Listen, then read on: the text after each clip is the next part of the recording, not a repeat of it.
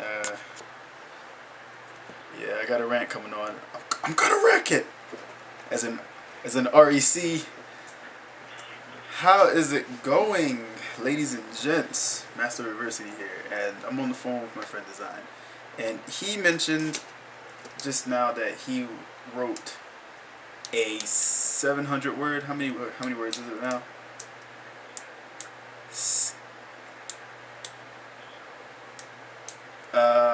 Dang, shut off. But 657 words though. Did that auto save at least?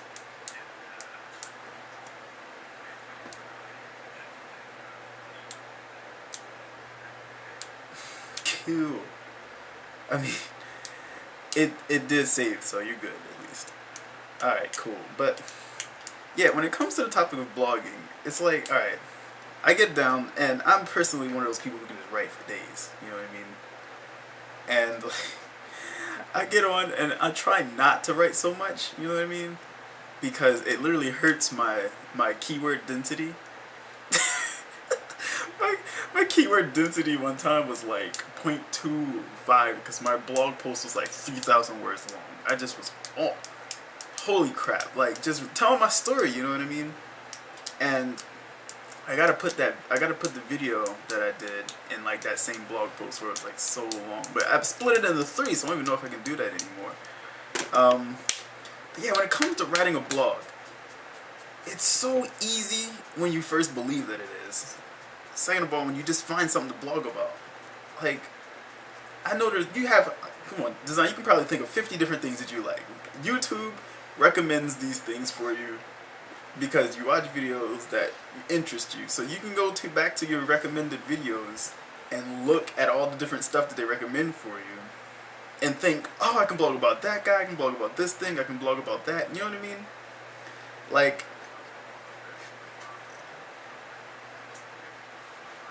I'll put you on speaker so you can just like not have these awkward silences. Yeah. There you go. Alright, word, so it's an actual conversation. Let's do this. Alright, I could probably go on a rant about the music I listen to, honestly, because some of the mixes that this guy, Mr. Suicide Sheep, has been doing, like the mixes are just incredible to me. I'm pretty sure a lot of other people think the same thing. If you look them up, you probably think it as well if you like the genre. Yeah, I mean, the genre is full of crazy, like, good artists right now, right? Yes. It's on the rise. It's like a genre that you can write about every single different artist slash DJ slash rising star, you know? And you don't even have to do the artist, you can do a song. You can just push a blog, because not all your blog posts have to be SEO. I think one thing I want people to understand is that they don't necessarily need to push an SEO post every single time. Tracy Walker talks about that a lot. Like, you got to do keyword research and you got to do that. John Morose says it a lot. But Chris Record comes out of nowhere and says, when you're just starting out, all you got to do is just push massive content or like power blog. You know what I mean? And for that, you don't have to worry so much about what an H1 tag is or how to highlight it or all this crazy stuff, or, you know, just how to do this and get your SEO score up to 100. No, you don't got to do that. You just got to blog about stuff you like. And a lot of people, if they have trouble finding what they like to blog about, well, then just go to your YouTube or your freaking bookmarks or your, I don't know, daily TV program saves, like your DVR or something. Blog about an episode of House or freaking Modern Family or TV or Game of Thrones or something. You know what I mean? Yeah, I know exactly what you mean. It's like, once you think about stuff like that, you can blog about it. You can blog about experiences that you've had in your life or your day. It's just a matter, are you going to sit down and write about it? Is it something that you're passionate about? Is it something that you can easily do? And it is. It just is. I've been blogging now, and it's just a matter of consistency. Like, sometimes you're just like, I don't have time, or I don't know what to blog about. But if you blog about people who do videos on a regular basis, like I do, like on YouTube, I'm going to blog Phil DeFranco. And if my consistency can match his of just blogging his content alone, I got to blog every single day. On top of the daily assignment, if you join the mastermind team of the prosperity team, you know, check out my blog for any kind of things on that. I will not promote it on this video because YouTube will kick me off of YouTube. And Yeah, design. If you ever shoot a video, don't mark it. Don't say any company names. Prosperity Team is something different. I mean, but that's Prosperity Team itself does not make money, so it's not. But yeah, disclaimer: I'm not selling anything. All right. But anyway, just when it comes to blogging, yeah, I mean, you just gotta push content. So basically, design. What I really want you to focus on, and you've been doing it, right? You've been blogging daily, right? Right? Yeah. Sweet deal. And the daily assignments make that even easier because then you can do the daily assignment and the blog post that you would do normally. And my sponsor, Day Payne, shout outs to the Rogue Millionaire. She does her positive thinking every single morning and the easy assignment. So that's 2 blog posts a day for her, and that's how she keeps her consistency. You know, so blogging a day really is easy. And they say you don't see results until you get your first 90 days done. But if you can, they're just saying until you get your first 90 blogs out. And if you can do 3, 4, 5 blogs a day, Justin Varengia mentioned to power blog, just throw out multiple lines at once. Just go crazy with it and just blog as much as you can, or blog as fast as you can. It's not the IPA, as Tracy Walker says, but it most certainly is necessary. And if you're not doing it, you're not pushing forward towards free traffic. That's basically what they're telling you. I mean, that's basically what it is. You know, I got so many topics to blog about in a day now that I think about on a regular basis that I don't even get to them all. I'm shooting videos now, and that's gonna be a blog. You know what I mean? So just really, you just really get creative about it. I mean, once you get those first 90 blogs out, you just keep pushing and pushing. You're gonna start seeing traffic come through because Google's gonna see that, and you gotta still do your SEO posts. I personally would recommend doing that and pushing out more blogs. Just do a blog that's viral content. Like Chris Record says, just get something viral out there and just push it. You know what I mean? And then do an SEO post where you do keyword research and you're like, oh my God, look at all these global monthly searches. Let me make sure I optimize this page as much as I can, push that out. And then do a daily assignment with Prosperity Team if you're into it. I don't care if you are or not. But if you have anything else you can blog about, something like swipe email copy, or just want to share something that David Wood or David Sharp shared, go ahead, do it. And then you got more than enough content. There's no reason why people can't blog. It's the easiest thing, and that's what most people get hung up on, you know? But, here's a question, actually. Where are you getting your viral stuff from? Where am I getting my viral stuff from? Yeah. From YouTube. Whatever the heck happens to be viral. How do you find viral content? It kind of finds its way to you, doesn't it? Technically, yeah, like the freaking Harlem Shake thing. Yeah. It pops up all over the place, right? But more specifically, if you want to find viral content, you gotta log out of your YouTube account. I think it's gotten to the point where it's only showing you what you want to see. And so, I wasn't able to find any viral videos, so I just logged out and I was like, guy punches, or street performer punches guy in the face. I'm like, oh, here we go. And my phone also is pretty good for providing me viral content because it doesn't know what my subscriptions are. So when I when I go on to YouTube on my phone, it just has all the top videos. You know, the newest viral stuff. So you can always look at your phone if you got YouTube on your phone. Do that. Find viral content. Also, the last thing, most important thing, Alexa toolbar. It gives you stories on the regular. Like every 5 minutes, there's a new story popping up in what's hot. And like, it may or may not be a video. It's something that's happening and something people are looking for, you know? Where? Alexa toolbar. You gotta look that up and download the Alexa toolbar because that's what's gonna tell you page rank for websites. And I haven't re-downloaded it since I switched from my laptop to my desktop. I have to get it back on my Google. I gotta get it onto my Google, Google Chrome, and just download it. So that I can see where Empower Network's falling, because they weren't in the top 500 when I started. Now they're closing in on the top 400. It's kind of ridiculous. Like the power of a community, the power of unity, has created enough authority in this website to crash the top 500 websites in the world. And it's just the page rank rises daily because there's so many people pushing quality content that. I guess the internet or Google sees that and they're just like, oh my gosh, this is important, this is huge. It just keeps pushing it up. And the more it does that, the more authority our blogs get. So like, really, if you haven't like jumped into this, do so, because it's like the greatest thing you can do for any business, period. Just any business. And design. It's a good advertisement tool. There's no lie about that. Yeah. It's just like, you get your freaking content on the first page of Google, so whoever the heck is searching for it, you know most people don't go past the first 2 pages. Yeah. I can't remember the comedian's name who was talking about guys in slippers and not wearing socks or something weird.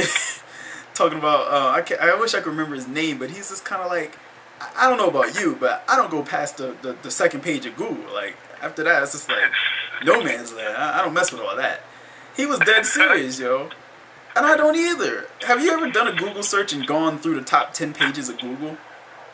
I've only like, I think I've gone like past the 5th page, but only once, because I was looking for something specific, and all the pages that I was looking under, or all the pages that were on the first, all the sites that were on the first few pages weren't giving me what exactly I was looking for. Exactly. So I'm like, what the? Why? Because they're optimized. They're the best because they're the most relevant content to what you're searching for, right? That's technically yes, but no, because they weren't relevant to what they weren't completely relevant to what I was looking for. I was looking for something specific in that certain whatever I searched up. I was looking for something specific in there, and even though I typed in what I was looking for, it gave me all these other stuff that weren't directly dealing with what I was trying to find out. So, well, then that just means that they did a pretty good job of making it optimized so that Google recognized it as the most relevant thing that you to the topic being searched. You know, when you make that blog post attractive, or you make that article or whatever attractive to the Google search engines, they're gonna rank it. You know what I mean? And it doesn't matter because it's not human. It's not like, oh, well, this isn't really relevant. No, if you know how to optimize it and cheat and play the system, you can get your blog post past the actual website itself that you're searching for. You know what I mean? We're polling for the win. Yeah, right? Like, I go, you go search, you go to bridgeseries.com, and my blog comes up first. Like, that's cheating. That's cheating. It's not even like, then I link it. Then I put their link into the freaking blog post. But people are coming through me first. They might skip over and realize that that's not the website. I know I do that personally. Yeah. But, like, still, they're like, what is this? And then they click in, just kind of poke their head and like, huh, what's all this now? I was looking for you to Bridge. What? Is this a fan? Is this Little Karibo's blog? I don't know. And then you're just like, no, I'm just awesome like that. Hey, oh, by the way, while you're here, just check out these links here and there. And, you know, don't be afraid. It's the right thing to do. And they're just like, yeah, I think it is. I believe that this will change my life. And then they do it, and then now they're meeting Little Karibo in person. You know? Wouldn't that be cool, though, if my, like, blog got past YouGoToBridgeSeries.com and it was like the first thing. Get a lot of comments like, thank you so much. I know. Oh my god. My dream of meeting LK. Thank you. I just posted that video of like me getting LK to prank call my sister after like 3 years. Took 3 years for me to do this. Why? But like, yeah, I mean, I want people to be able to do that. I want LK to be upset with me because now there's so many people coming to go find him at a con and he doesn't know what to do. I don't know. Maybe he'd love it. I don't know. But anyway, I'm gonna cut this. Huh? That would be pretty funny, actually. A celebrity getting upset at you for making his name more well known. Yeah, exactly. Making more people get to visit him. You know what I mean? More people buying his products because they got the money. You know what I mean? What? Oh, darn that James Doc Jacobs, Master University Doc guy, Anima, whatever the hell they're calling him. They go by many names. I'm going to stick with Anima for you. That's how I met you. That's how you're going to be known for the rest of my life. What? That's a lie. I don't know. I don't understand. Anima? I didn't introduce myself as Anima to you? You're not an online friend. Only? No, look, you introduced yourself obviously as James because we met in person. But the first nickname I've known you by wasn't by Doc. You told me that was the nickname your family called, your friends called you by, and your family called you by LJ. Mm-hmm. But those weren't a nickname for me because those were already claimed by family members, other friends. When I heard Anima, I'm like, yeah, there we go. That's it. Especially since I knew by that time that Final Fantasy X was your favorite Final Fantasy. Yeah. And knowing about Anima, that's when that game, I'm like, oh, yeah, you know what? Yeah, he's from now on known as Anima to me. Yeah. It's a cool name. I like being considered a mummified female dual-torsoed creature that explodes things with its eyes just looking at it, and then sends you to a different dimension to be ripped into shreds, and then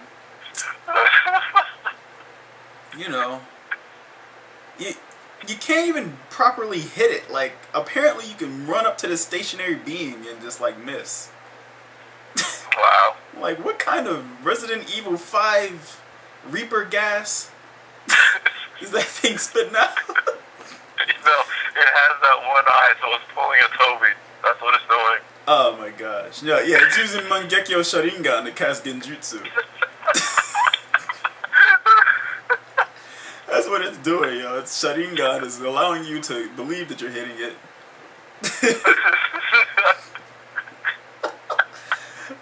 Yes. I'm telling you, I'm a little upset that Mist didn't make one of my summons Anima now that I think about it. So he missed a chance to do Anima for like a target attack with pain, and then he missed his chance to do a Kirby train. Yeah. Epic. Fail. It's okay. He got the main part. He got the music part. He got the music making part. So yeah. As long as that's there, that's what really matters. Yeah, I play Sapphire Cavern and everybody gets stronger and faster. I can dig it. Well, I'm gonna end this video. It's going on like 20 minutes, and video should not be that long. Huh? I'm about to order a tea real quick, so continue with what you were talking about. I'm just gonna mute myself real quick. No, that's done. I'm just gonna say bye-bye, everybody. And if I edit this video, it's gonna be much shorter, hopefully. I don't know. I can't do videos this long again. Adios, nos.